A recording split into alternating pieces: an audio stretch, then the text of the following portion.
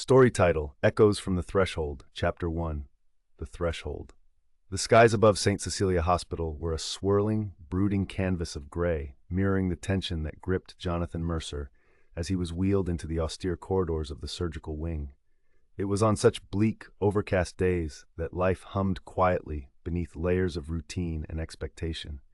Yet, amid this backdrop of mundane urgency, Jonathan's heart lay poised on the precipice of an impending unknown. Faintly, he perceived the syncopated buzz of fluorescent lights overhead. They flickered ever so slightly, casting ghostly shadows that wavered as if whispering secrets of worlds unseen. The pervasive scent of antiseptic washed over him, sharp and sterile, cleansing both body and mind of the ordinary as they slipped inexorably toward the extraordinary. In those final conscious moments as the anesthetic invaded his veins, Jonathan was aware of the low, practiced murmur of the surgical team. Their voices were a concerto of professionalism, their unspoken language a testament to the high-stakes dance of medicine. Yet, as the sedative cocooned him in darkness, a peculiar sensation tugged at the corners of his awareness, a feeling that the world was unraveling like a thread pulled from an ancient tapestry. As time bent and collapsed, Jonathan's heart hesitated, stammered in its cadence, and then fell into silence. The sterile beeping of the monitor transformed into a single, chilling note that tangled with the panicked staccato of frantic medical intervention. Yet, as chaos erupted around him, Jonathan found himself adrift in another realm altogether, a place where time pooled and eddied like mist over an endless sea. Chapter 2. The Liminal Space. Here in this nameless, formless void, Jonathan floated, unmoored and weightless. It was not a place defined by sight or sound alone, but a composite of sensation that was at once disorienting and introspective. There he remained curiously trapped, a prisoner within the confines of his own consciousness. His eyes, or the sensation of them, remained obstinately closed. Still, he could hear with crystalline clarity, far beyond the capacities of mere flesh and bone. The doctors' voices rose and fell, jangling urgently like distant chimes rocked by an unseen storm. Declarations of death, the sorrowful undertone that echoed in the sterile halls, the sobs of his family that sliced through the chill air like shards of glass. Jonathan could only exist as a silent observer in his spectral state, suspended in a limbo that dared him to remain or retreat. He was both intimately connected to and detached from his past life, witnesses to tragedy and tender moments in equal measure. In their absence, truths emerged that had remained obscured by the fabricated tapestries of daily living. Frailties within his family, unresolved conflicts, and secrets murmured behind closed doors. Story.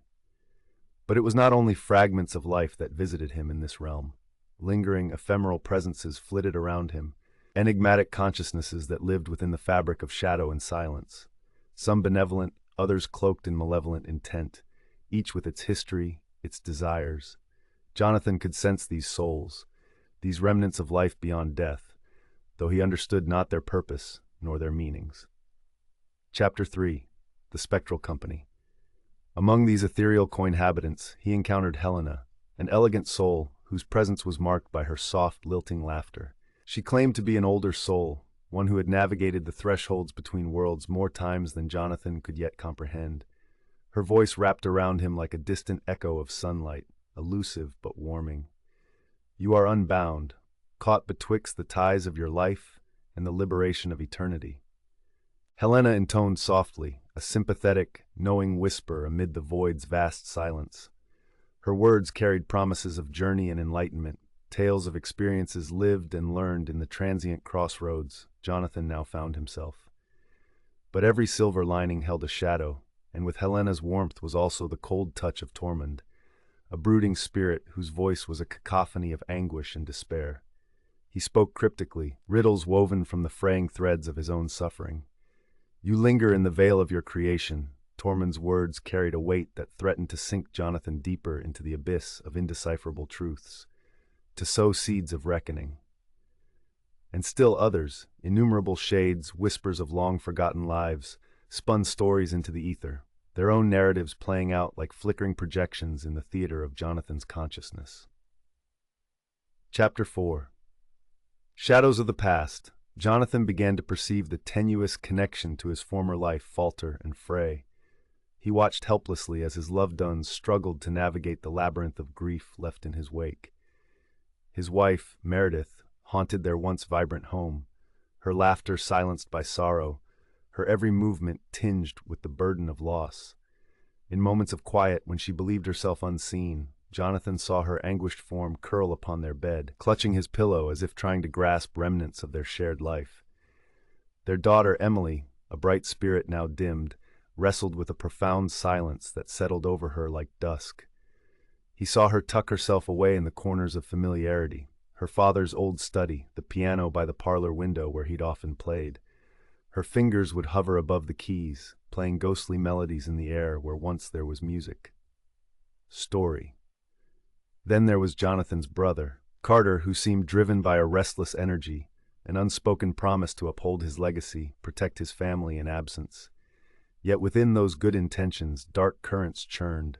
A hidden bitterness towards Jonathan bubbled to the surface, festering wounds that, in life, had been left unhealed. The dark corners of purgatory revealed truths, both beautiful and cruel. Secrets that Jonathan had scarcely dared to imagine unveiled themselves. Marriage strains hidden beneath routine smiles, the financial burdens that plagued Meredith, the whispered conversations between Carter and acquaintances from whom Jonathan had unwittingly been estranged. He was an observer of his own life, a voyeur into the hearts and minds of those he cherished. Yet, chained by his spectral limitations, he could neither alter nor console. It was a cruel theater, a play without an audience, where he bore witness to the raw unraveling of his existence, bound to the heartache he caused. Chapter 5. Journey Through Shadows. The more Jonathan lingered within this netherworld, the more he understood the subtle variability of his state. Questions plagued him. Was this limbo a punishment, a purgatorial bridge, or perhaps a cosmic gift offered for stringent self-examination? Guided by Helena, Jonathan learned to navigate this ethereal landscape, moving between echoes of his own past and the ever-shifting realms of others like him. Helena urged him to confront the critical element of his condition, the acceptance of his own death. But such enlightenment seemed as unreachable as the stars scattered across the midnight sky. With Helena as his shepherd, Jonathan ventured deeper, into corridors populated by wisps of thought, flickers of emotion suspended between all that once was and all that could never be. He learned the memories and reflections that weighted his spirit, recognizing them as preambles to potential awakenings. The darkness had its own rhythm, a heartbeat that pulsed through him, animated by interactions with historical wanderers, like Teresa, a nurse from decades past who lamented her earthly failures, and Ronald, a poet forever lost in lines of verse, his words truncated by time's cruelty. Yet Jonathan persisted, pursuing each tendril of memory and each fleeting vision of humanity with an insatiable hunger born from its longing. The path he trod was one of discovery, of unraveling his life's entwined cords to scrutinize every unraveling thread. Chapter 6. Beyond the veil. Amidst the drapes of shadow and revelations of pain, Jonathan discovered something else, a flicker of influence upon the world he left behind. It was a power restrained, but it simmered at the edges of perception, waiting to be understood. Story. In moments when desperation to reach his loved ones overwhelmed him, Jonathan found that his presence brushed gently against the fabric of the living world, like a soft wind against a fragile web. Objects moved imperceptibly, shadows shifted in unaccounted places, offering hints and nudges that went often unnoticed, yet palpable in the air to those attuned to such signals. Emily's piano keys softly clinked under unseen fingertips, a sound she alone heard in her quiet hours, reigniting her connection to music and drawing her back to the path of meandering notes and flowing harmony. Meredith, in half-dreams as dawn crept across her, sensed his presence in her wakefulness, like a warm breath upon her cheek, encouraging her to step boldly into the light once more. Even Carter, tangled in his own restless pursuits, paused occasionally, struck by a stillness not of logic but of intuition, perhaps sensing the whisper of fraternal warmth urging him towards healing, towards reconciliation with a brother lost but not forgotten. Chapter 7. Confronting the Keeper. Yet despite his growing influence, Jonathan knew there lay an unfinished task, an unyielding chain binding him to this plane.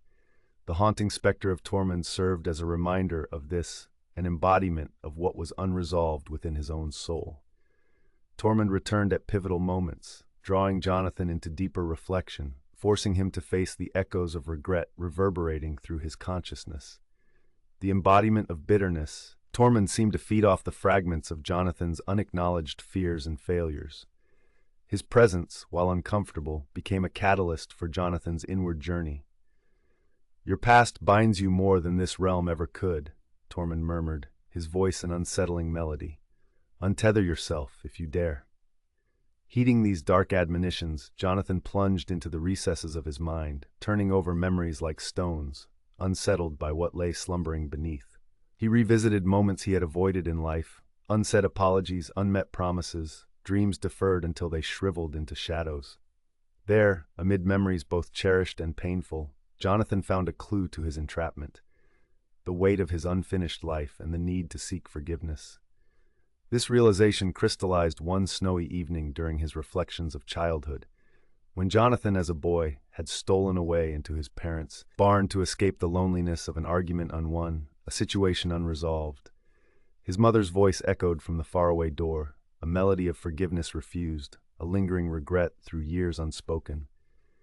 It was then Jonathan felt the tendrils of light curl around his spirit, dispelling the consuming gloom as if offering redemption at long last.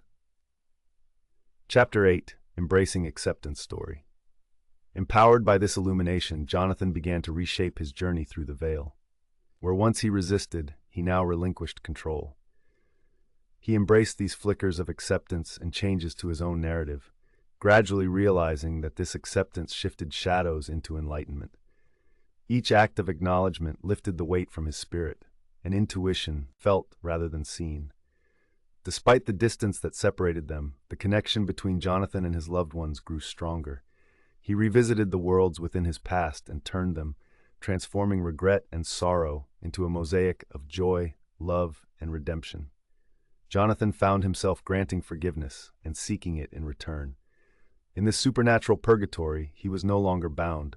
Instead, Eunice and Marcus, and countless like them, bore witness to Jonathan's evolution, weaving threads of mutual understanding across their collective experiences. Upon returning to Emily's room, hopes cast in moonlight across her sleeping face, he softly laid a spectral hand upon the piano. This time, when the keys resounded with a melody of warmth and encouragement, she stirred. She smiled, recognizing the music's source as rightly hers. Sheaving strength from these ethereal notes, she pledged to continue, to live fully in his memory. Chapter 9. Crossing the Threshold. Ultimately, Jonathan found himself standing at the edge of that titular threshold, a doorway shining with the soft glow of peace, an entrance imbued with the colors of new dawns and ancient echoes. But before he could step through, he turned back one final time. He'd moved against the tide throughout his spectral journey, yearning to be with his family once more, not yet realized in flesh, but present in spirit and intention. This ethereal existence had been both challenge and blessing, revealing truths both haunting and liberating, carrying him to discover that to transcend and unite was to accept, forgive, and love. Now the courage he found at the end merged delicately with his rediscovered purpose. He was at peace. Jonathan stood at the precipice, where echoes faded into eternity. Helena appeared once more, her smile gentle and approving, before gesturing forward. He understood then that leaving was merely the beginning. With one final breathless moment of remembrance, an invocation of living love, Jonathan stepped across the threshold, surrendering his place on the unwanted brink between worlds to reach what awaited beyond. Epilogue. A Symphony of Memory story. In the world left behind, Jonathan's subtle influence lingered like the notes of a symphony's conclusion, felt but unseen, etching layers of harmony and resonance upon his loved ones' lives.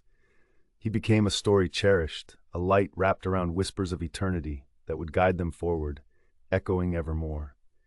And thus, as morning light unspooled across St. Cecilia Hospital, a new day awoke, one with promise anew, where the air shimmered and danced with the gentle songs of unknown voices, carrying forward hope and connection beyond the bounds of a single lifetime. The end.